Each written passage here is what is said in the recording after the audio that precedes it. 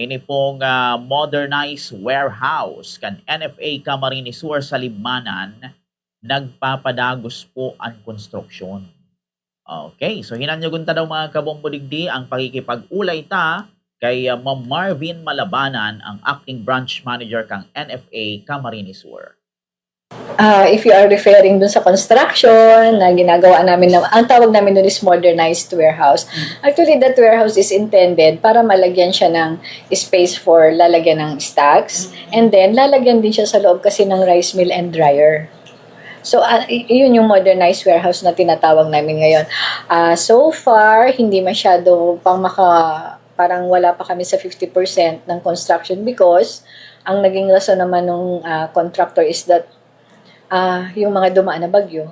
Alam naman natin pag nagkakaroon ng bagyo, so stop talaga ang trabaho ng mga tao nila. And then parang nagkaroon din ng biglang pagtaas ng presyo ng materials. So kailangan nila mag-adjust sa syempre sa financial nila.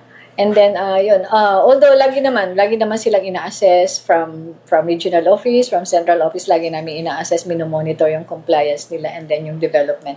But as for now talaga parang ang tentative na sinasabi nila na matatapos talaga yun by July, ganun, or at most is October. Yun. Kasi pag pinuntahan nyo nga ngayon siya, may mga nakatayo na rin naman na na poste, but hindi pa talaga siya, hindi mo pa makita masyado kung ano yung itsura. And then, ang kasi niyan, available na yung mga machines na pre-procure.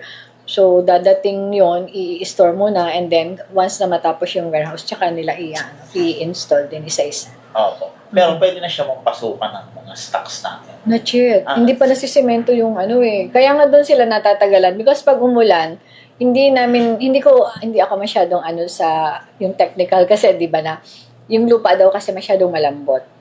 And then, pag umuulan, lalo siyang nagiging maputik na maputik. So, kailangan i-drain para maalis yung water, and then, saka na naman sila makakapag-start with the trabaho. Doon sila parang nagkakaroon ng problema. Opo. Ano ba yung mga kulang doon, ma'am? Wala pa siyang flooring. Siyempre, after flooring, yung mga niya na, yung poste, and then, saka palang magbububong. And then, saka siyang bubuuhin. So, nagpunta kami doon last week for inspection. Yun ang nakita ko. And then yun din, nandun naman the contractor, and sinabi naman nila na ginagawa nila ang lahat para mapabilis na rin naman. Because may kontrata yan eh. So, parang aabutan na sila nung end dapat ng contract. May mga may mga request naman sila for extension. Of course, nare-recognize naman yan ng office kasi may mga reasonable naman. Lalo na pag bagyo, syempre talagang walang work. Pag nagbagyo, mababasa. So, kailangan na naman i-dry. And then, yun nga, may mga iba pa silang reasons. Opo. Paano man kung halimbawa marami yung stocks natin, saan natin dadalhin? Actually, ang regional office, national, may instructions sa amin is i-free namin yung space ng mga warehouses, existing warehouses, para ma-ready namin for the summer crop. That is March. So, dapat by March, naka-ready na yung mga warehouses namin para mag-receive ng mga palay deliveries. Anihan na kasi yun.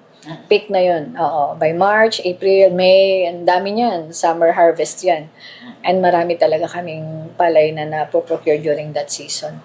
Kaya dapat i-ready na, may mga instructions na sa amin, and then may mga na rin naman kami, mga action plans na ginagawa para ang isang namin doon, major na activity is i-issue talaga sa milling yung mga yung palay namin na nandiyan pa.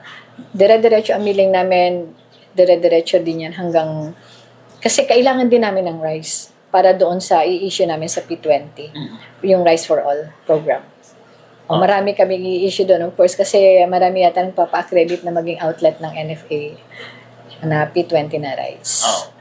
Gaano kalaki mo yung natin sa Libmanan? Yun. Hindi ko masyado ang capacity nun eh. Pero malaki yung kasi isipin mo lalagyan pa sa loob ng rice mill at saka ng dryer. And then enough space para sa stocks. Ang laki niya. If you have time, you can visit. Pwede dyo sila makuna ng footage.